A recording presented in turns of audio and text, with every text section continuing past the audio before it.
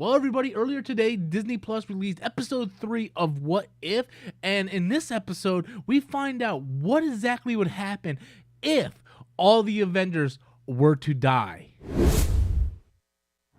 Hey everybody, welcome back to the channel once again. I am Robert Storms. As always, if you're finding me for the very first time, please be sure to click that thumbs up and subscribe button. That way you guys can stay up to date on all future content here on the channel. So we are now up to episode 3 of What If, and in my personal opinion, if I'm going to be honest with you, this has been my favorite episode so far of the series. Now, we're only 3 episodes in. We still got a lot more episodes to go, but as of right now, this is my favorite episode because this is an episode that has a lot of intrigue. I like these mysteries on who did what and what's going on, who's the killer. You know, I love those type of stories.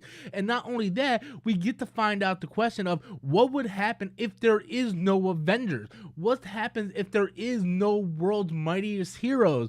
What would happen?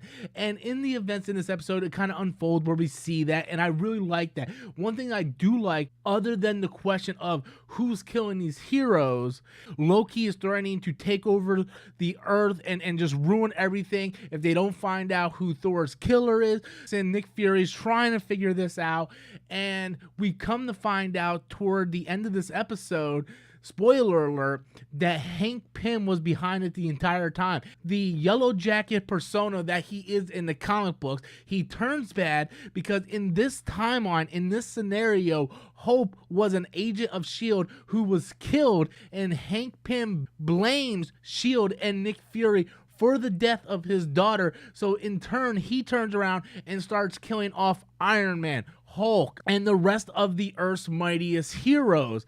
And to me, that's fascinating. I like the fact that they used Hank Pym in this capacity because in the comic books, Hank Pym has been a character who has been multi-layered and has been up and down, has been good, has been bad. He's done a lot of questionable things in the comic books.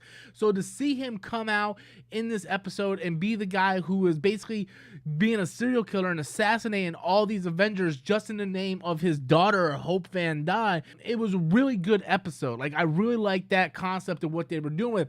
And what I really liked about this episode was there was links to Captain Marvel with the beeper, and we see what would happen if the Avengers weren't there to stop Loki, and Loki takes over the Earth, and he basically becomes the god of all of Earth, the leader of Earth. He finally invades it and becomes the leader that he was trying to do in the first Avengers movie. And another thing I really enjoyed about this was at the end of the episode, we see Nick Fury show up to where Captain America is frozen, and there comes Carol Danvers, Captain Marvel. So Captain America and Carol Danvers is still very much alive in this scenario, and I loved how we left with the cliffhanger of, okay, now we have Captain Marvel and Captain America who is still alive. So Loki didn't technically win. There's gonna be a battle in this universe, but overall, I really loved this scenario. This was my favorite scenario so far. I like these mystery storylines. I like the what if there's no Avengers and what would happen.